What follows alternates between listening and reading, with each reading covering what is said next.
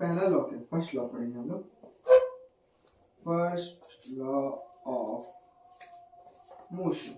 ठीक है, first law of motion क्या बोलता है कि बॉडी अगर रेस्ट पे है तो रेस्ट पे रहेगा, मोशन पे है तो मोशन पे रहेगा, जब तक उस पर कोई एक्सटर्नल फोर्स अप्लाई ना हो। ठीक है, कि एग्जाम्पल के रूप में हम बताते हैं, एग्जाम्पल के रूप में जैसे एक बस है, ये एग्जाम्पल आपको पहले थोड़ा इनर्शिया में दिए, इसको लॉ ऑफ इनर्शिया भी बोलते हैं। It is also known as law of inertia. ठीक है, तो इनर्शिया का खेल से आप तो बहुत आसानी से इसको समझ पाएंगे। इस एग्जाम्पल में बस वाला है, ठीक है, बस में, ठीक है, एक आदमी खड़ा है बस में, ठीक है, ये मूव कर रहा है कोई वेलोसिटी से भी समानता है। ठीक है, अचानक से इस पर ब्रेक लगेगा, तो ब्रेक लगने के कारण क्या होगा, ये बॉडी भी तो मोशन कर रहा है, अचानक से ब्रेक लगेगा तो ये आगे की ओर टिकता है। जैसे आप लोग गाड़ी में बैठे होंगे तो बस में बैठते हैं तो कई बार लेट चढ़ने से देखे ही होंगे कि बस में खड़ा रहना पड़ता है, अचानक से ब्रेक पड़ता है, हो जाते हैं हम लोग। ठीक है, वैसे तो फर्स्ट लॉ ऑफ मोशन सीधा कि कोई जैसे मोशन पे, ठीक है, जैसे एग्जांपल के रूप में आप ले सकते हैं कि कोई भी बॉडी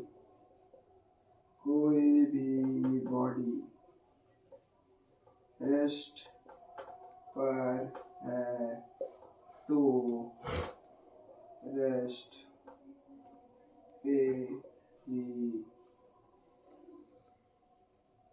रहेगा।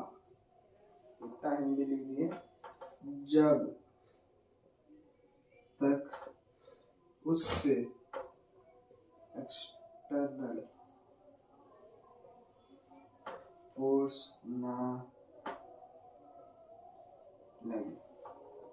ठीक है, बहुत इजी समझ में आना है कि फर्स्ट लॉ ऑफ मोशन सबसे इजी हमको लगता है। अब आते हैं हम लोग सेकंड लॉ ऑफ मोशन पे। ठीक है, लेकिन सेकंड लॉ ऑफ मोशन से पहले हम लोग एक वर्डिंग के बारे में जानना चाहते हैं, जिसको हम लोग बोलते हैं मोमेंटम। ठीक है, मोमेंटम होता क्या है? ठीक है, व्हाट इज मोमेंटम, मोमेंटम क्यों पढ़ना सेकंड लॉ ऑफ पहले से, इतना नहीं सोचिए, सीधा पढ़ाना स्टार्ट करते हैं, फोकस करिए।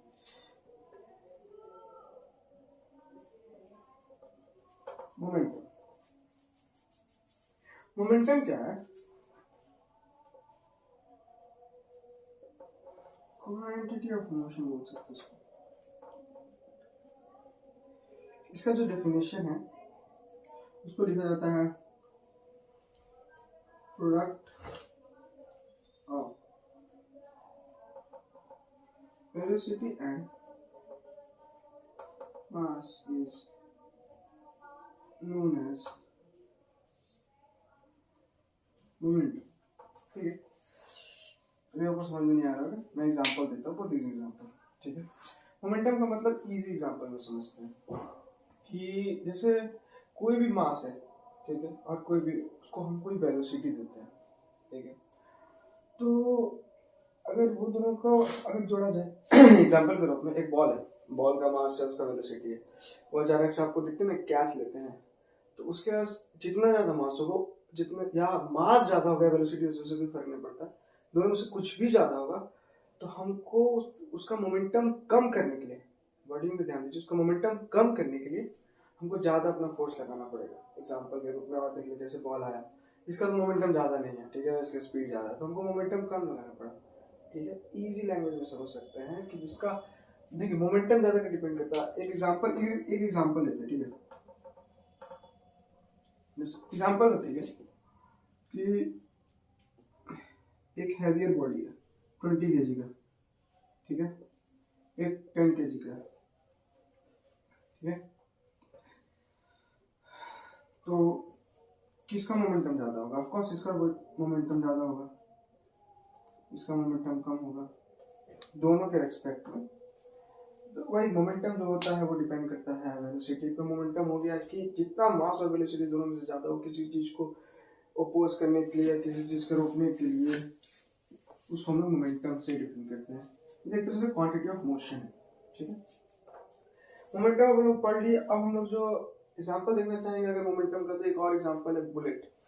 बुलेट का साइज देखिए वो कितना छोटा है, उतना स्पीड साइज नहीं होता है, लेकिन उसका जो स्पीड होता है, उसका जो शार्पनेस होता है, स्पीड बहुत ज़्यादा होता है, जिसके कारण किसी को भी छेद के निकल जाता है। ठीक है, एक और एग्जांपल देख सकते हैं ऑफकोर्स क्रिकेट बॉल।